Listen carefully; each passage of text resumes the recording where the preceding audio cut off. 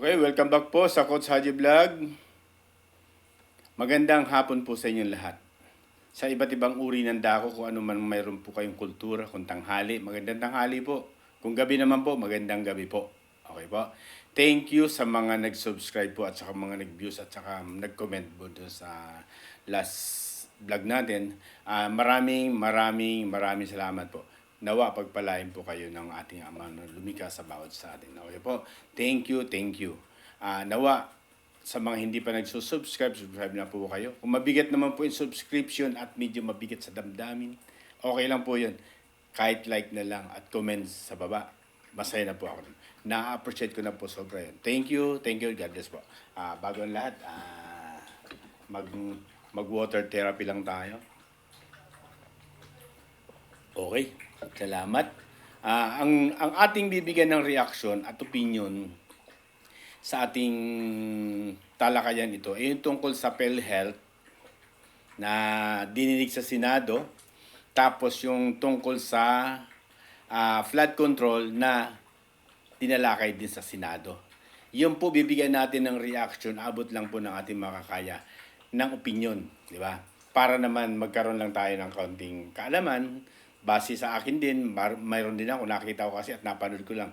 Lagi ko po sinasabi po mga kasama, mga kapatid, hindi po ako gumagawa ng mga kwento o ano paman. Kung ano lang po napanood ko, doon po ako nagre-relay lang po doon sa napanood ko at nakita ko. At nabase doon sa napanood ko. Doon lang po ako nagbabase. Kaya hindi ako mapagsasabi na gumagawa ng kwento. Okay po, unahin po natin yung sa PhilHealth. Okay po. Yung sa PhilHealth po mga kapatid, masalimuot po kasi yan. Kasi po, iaipundo ng mga manggagawa. Kami po, bahagi kami dyan, naging manggagawa. May PhilHealth po ang bawat sa atin. Bakit nga ba natin tinatalakay yan sa PhilHealth? Unang-una, kasi po, yung 89.9 billion na nakalaan doon na sobra sa pondo ng PhilHealth, gustong pakialaman ng national government.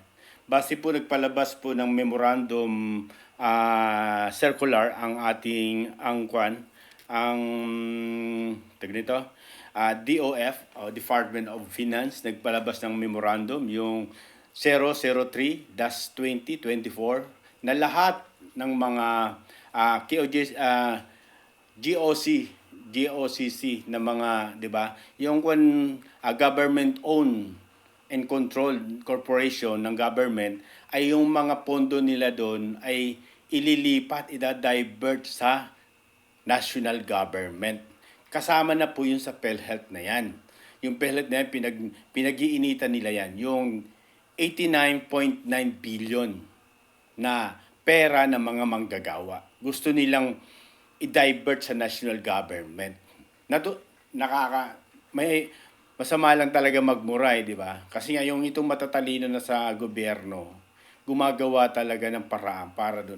Bakit nga ba nila gustong-gusto na itanong, bakit ba atat na atat kayo na mapunta sa national government yung na yan,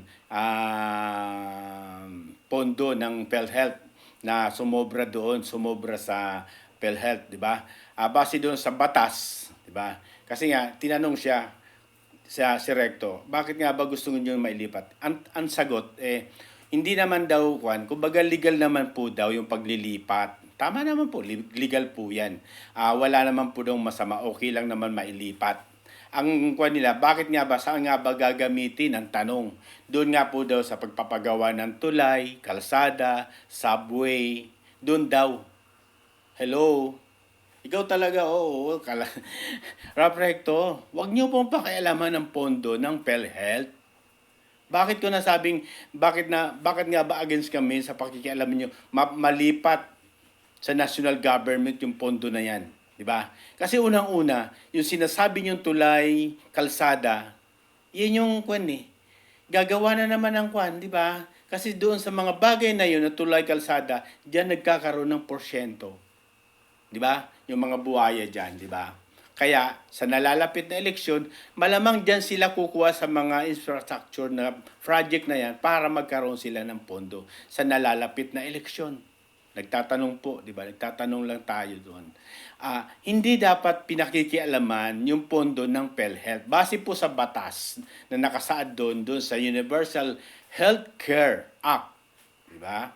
Kapag may sumobra na pondo dahil sa mga hulog ng mga manggagawa, iba't ibang uri, mga nurse, mga doktor, lahat yan. Lahat ng manggagawa, kanila po yan. Ang nakasaad doon, dapat doon gagamitin din sa PhilHealth, katulad ng mga nagdadialysis. Tapos, may posibilidad na lumaki yung tinatawag na mga serbisyo, itaas yung ang kalidad ng serbisyo, di ba? Yung mga nagdadialysis, di ba? Tapos, pwedeng gamitin din doon sa pagbaba ng premium, ng monthly premium ng mga naguhulog. Kasi ang katuwiran nila, 'di ba? Last year nga po, 'di ba? 4% nga lang po yung Sabi nila hindi naman daw tumaas. Hindi po, tumaas po. Last na natin, 4% lang yung premium ng mga manggagawa. Pero ngayon, tumaas po yan ng 5% na po. 'Di ba? Dapat yung pondo na yon, kung talagang sobra yon, dapat doon gamitin sa mga pasyente para bumaba po yung premium ng monthly premium ng mga mauospital o magkakaroon ng confined sa mga hospital, di ba? Pero naisip nila yan kasi nga unang-una, pondo yan eh. Parang reserve, di ba? Gagamitin do sa unprogram, di ba? Project nila.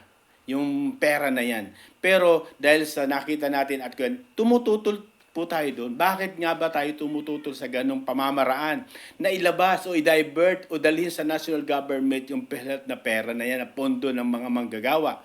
Bakit nga po? Dahil ito'y bahagi ng pondo ng mga manggagawa. Bakit ang lakas ng loob nyo na gawin yan? Kasi unang-una, di ba may mga health card kayo?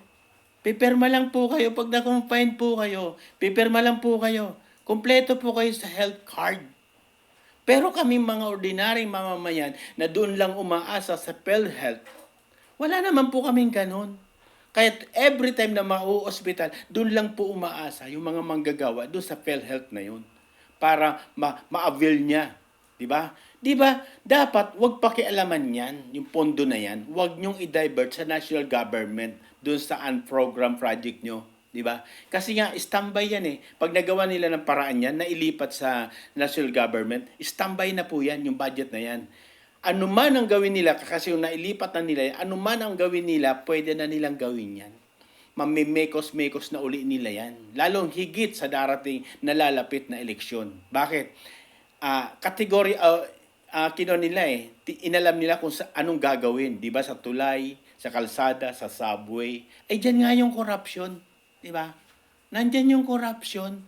Tapos gagamitin mo yung pondo ng PhilHealth, di ba? Batay sa yun nga sa batas ng Universal Act, di ba?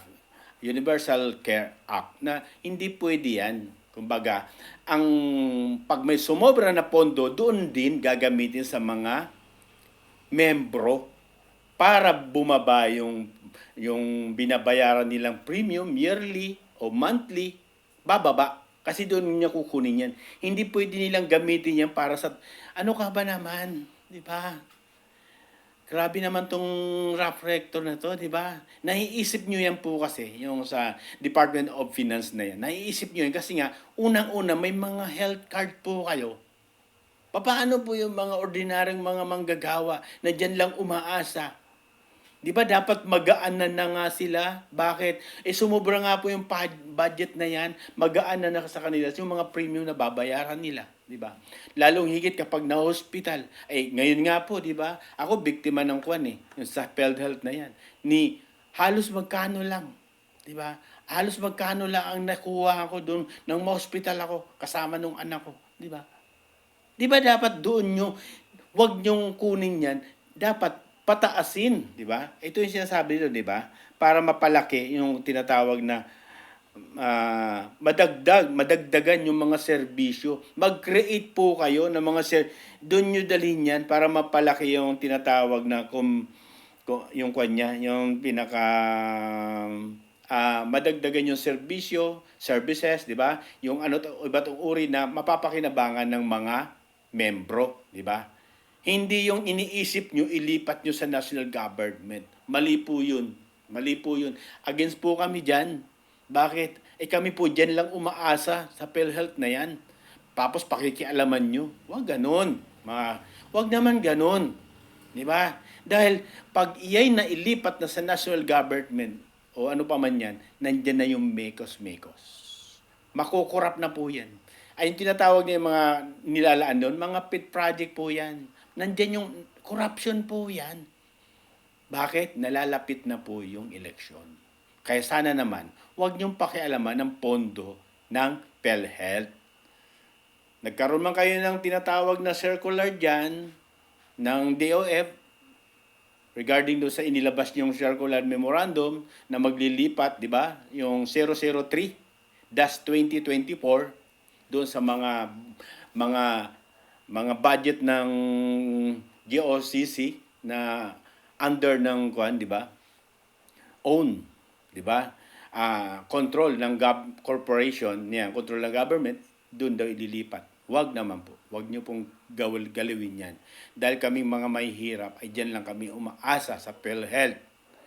Ang gagaling nyo mag-isip, para magkaroon na uli kayo ng mga tinatawag na mapagkakakitaan. Diba? Wag niyong pakikialaman yan. Tumututol po kami dyan. Wag niyong pakikialaman ang pera ng mga manggagawa. Mag-isip kayo. Bakit wala na kayong pondo? Di ba? Sabi nga, di ba? 80% naubos na yung pondo. Di ba? Tingnan nyo ha. Isipin nyo mga kapatid. Tingnan mo. Nagki-create na naman sila ng ganitong situation. Bakit? 'Di ba? Yung pera ng mga manggagawa ida-divert. Tingnan mo ha. Samantalang, 'di ba, naglaan kayo ng 500 million sa AKAP. Naglalagay kayo ng ayuda doon sa mga bagay na wala namang kalamidad, naubos na, naibigay na o nakuha na. Kaya nang dumating yung kalamidad, 'di ba? Wala nang maibigay. Bakit? Walang kalamidad, walang ano pa man, nagbibigay. Bakit? Nagpapabango kayo. Ito na naman, pakikialaman nyo yung pondo ng PhilHealth. Kung doon nyo nilaan yun, yung 500 billion na yan, sa AKAP na yan, doon sa sinasabi nyo mga ipagagawa nyo tulay at mga kalsada, di mas maganda? Hindi eh. Pansamantalang pakinabang yung iniisip nyo para lang bumangon kayo. Bakit? Nalalapit na po yung eleksyon. Mga matatalino kayo talaga. Lahat binibiktima nyo. Lahat. Biktima ang sambayan ng Pilipino sa mga ginagawa nyo. Sana naman wag ganun. Okay po? Nabigyan natin ng reaksyon. Wag ganun, Mr. Recto. Wag ganun. Wag niyong pakialaman yung pondo ng PhilHealth, ng mga manggagawa. Okay? Isunod natin mga kapatid yung dinig sa Senado rin, yung flood control. Lumitaw na ang totoo. Mga kapatid, tingnan mo nilaglag ni Bunuan ng DPWH Secretary si BBM. Bakit? Wala talaga palang master plan yung tinatawag nila just sa flood control. Yung flood control yung plan na yan, last administration pa yan. Kaya yung sinasabi nila, sabi nga ni Amy Marcos, tagpi-tagpi. Hindi naman pala yung mga konkretong malalaking flood control. Kumbaga, yung mga nakalipas, yung i-present nila sa Senado, mga kapatid, alam mo, yung pa yung last year. Pero bakit ibinida ni BBM yung flood control na yan na mayroong 5,500? Nagpapabango yan, di ba? Ito masasabi ko mga kapatid, di ba? Nung ibinida niya yan, 2 to 3 days o hanggang ganun, hinihayag siya ng taas. Nagsisinungaling di ba? Na mayroong 5,500 flood control. Nasaan yan?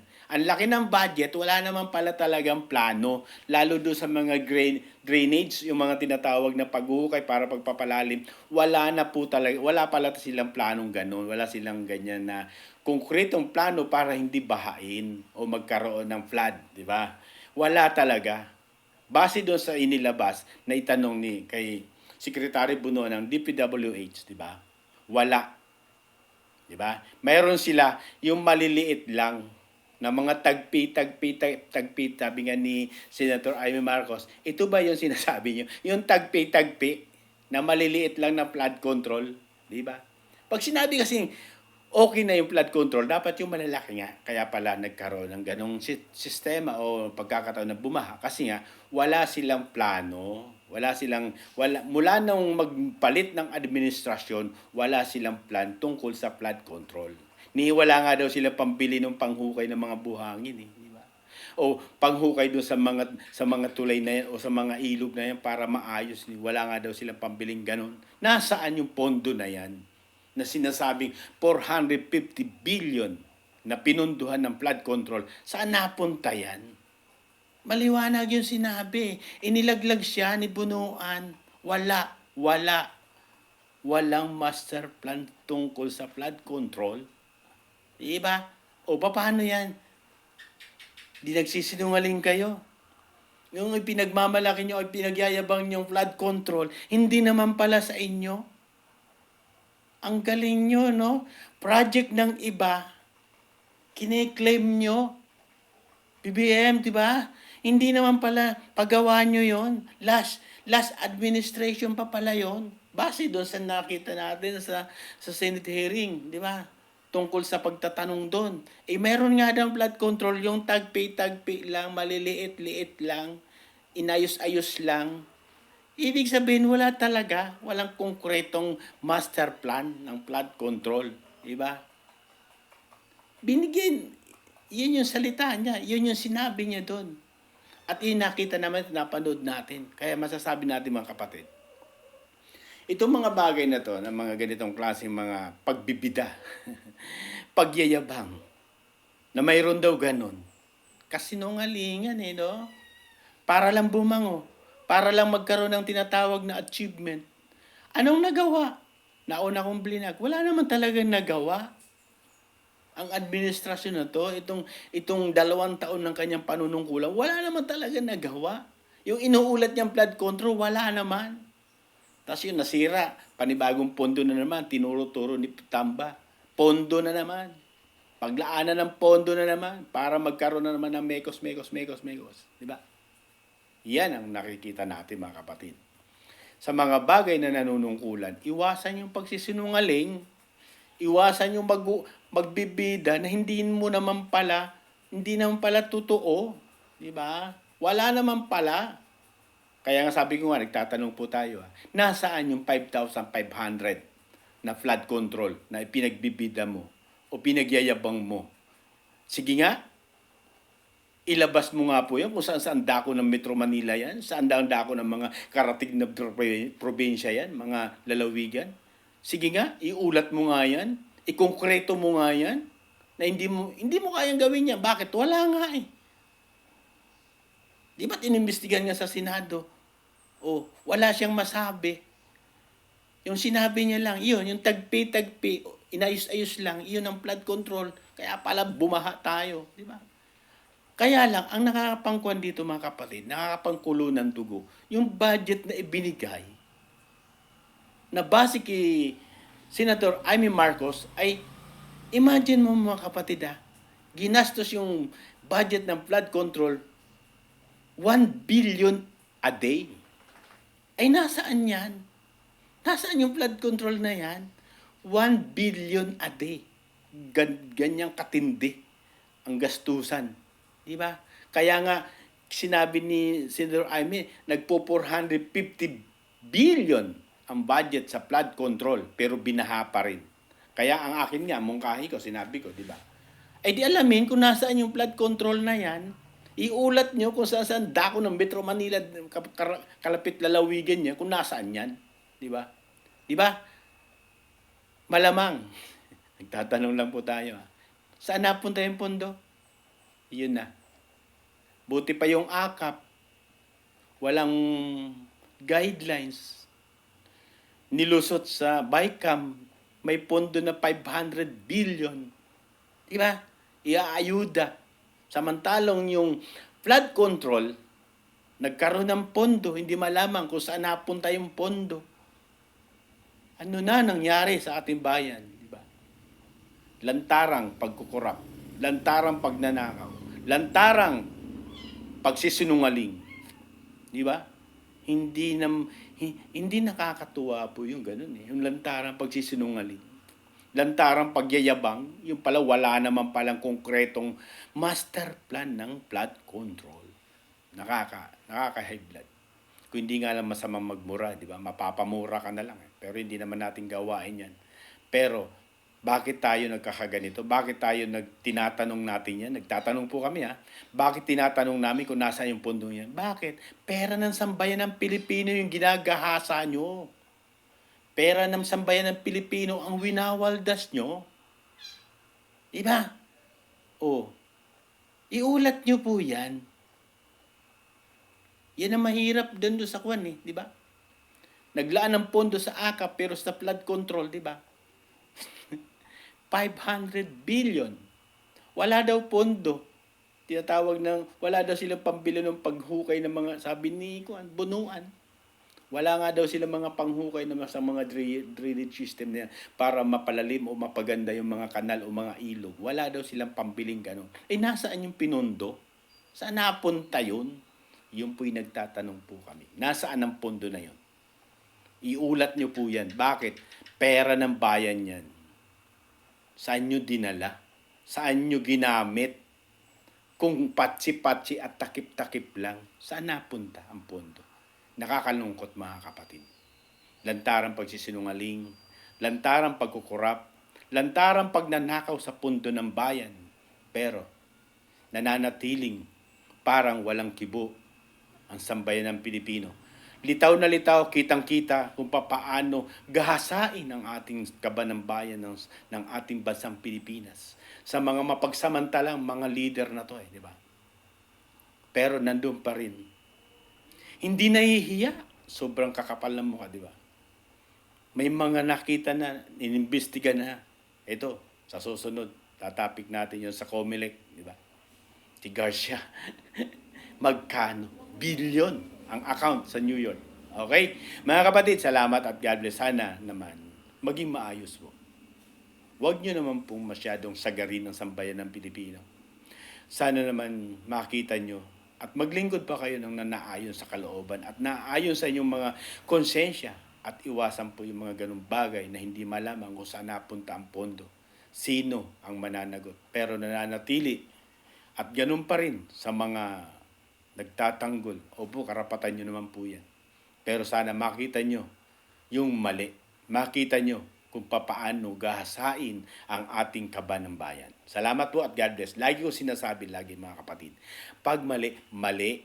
Pag tama, doon tayo magsama-sama. God bless po at thank you. Salamat po. Ingat po tayong lahat. God bless po.